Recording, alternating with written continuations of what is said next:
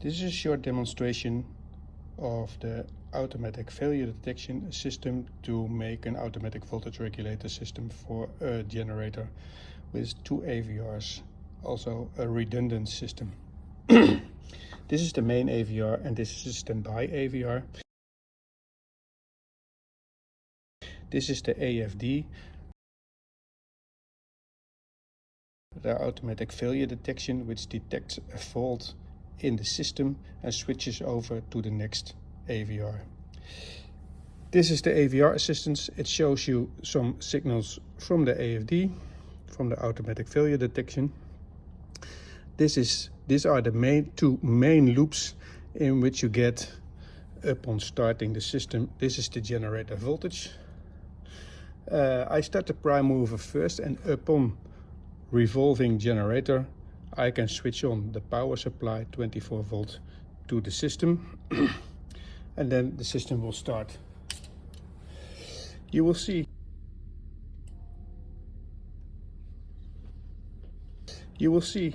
you get a very fast ramp up voltage. The generator voltage is, let's say, 400 volt plus one digit.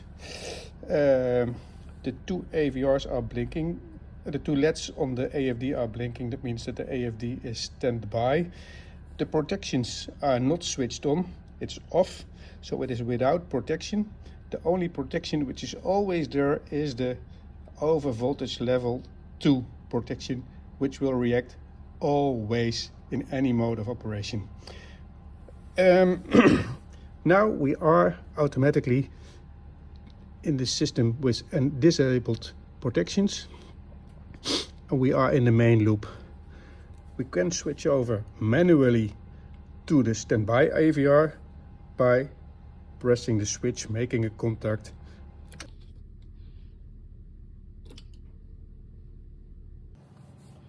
Now we will demonstrate the enable protections on loops.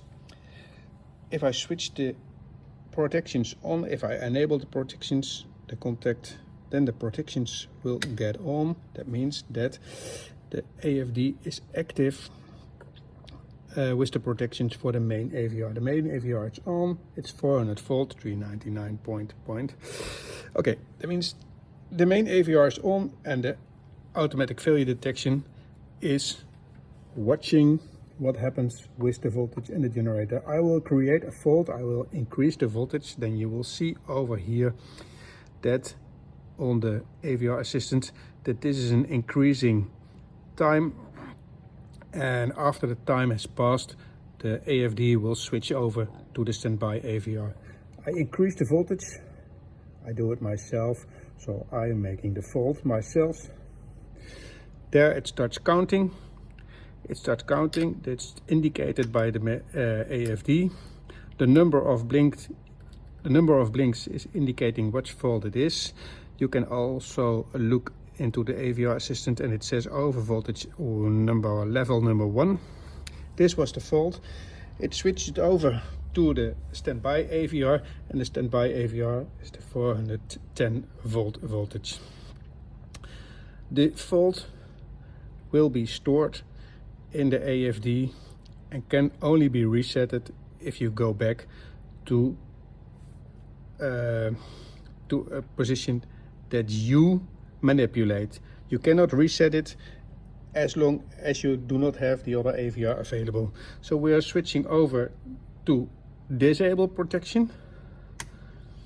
Now we could reset the AFD and it can switch over, but first I adjust the voltage a little bit back so I will not get the same fault immediately again. I make a reset and it switches over to the main AVR again and we have a 400 volt. And we can start the protections again. Suppose you have a fault which is repetitive, whilst it is not in the AVR but in the machine somewhere. I make the same fault again. We have a fault on the main AVR.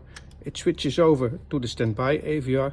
Suppose this AVR has also a problem, whilst the fault is somewhere else. The fault is coming over here as well. The standby AVR gives a fault. and the complete system switches down to prevent your installation from getting damaged. Getting back to in operation means you have to disable, switch off the protections, press the reset, and it switch over to the main AVR again. I need to be fast to reduce the voltage to 400 volt, and then we are in operation again. So I need to adjust this one a little bit back as well, else I get the same voltage fault again.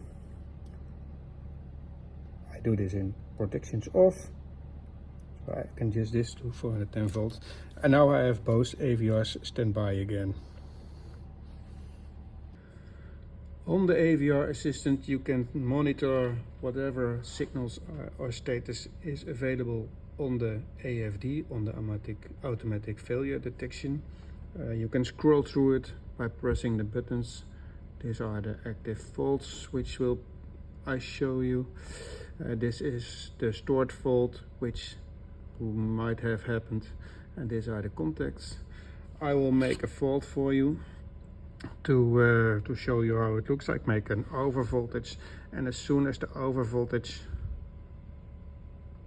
level is reached, the counter or the bar will raise, and you heard it switch over. It switches over to the other AVR. Now you can look whatever fault you had by pressing the buttons, and you had the over voltage level number 2. Now we can reset this fault by pressing the reset button, and it switches back to the other one. I need to readjust. It switches back immediately since the voltage is too high. I need to reset it again, and now it remains active.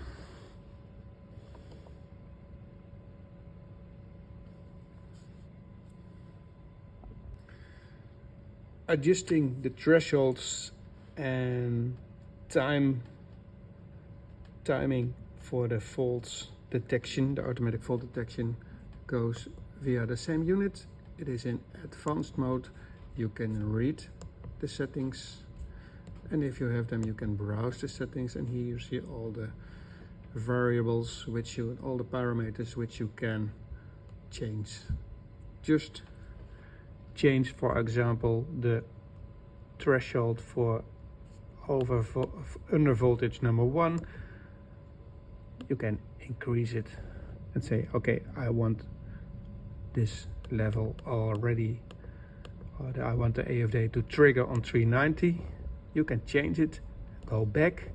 You need to write these settings into the unit. Write the settings. Are you sure? You will override it. The previous settings are lost, I'm sure. I hold the button. I can read it back to be sure. If it changed, and it changed to 390, that means that if I enable the protections right now,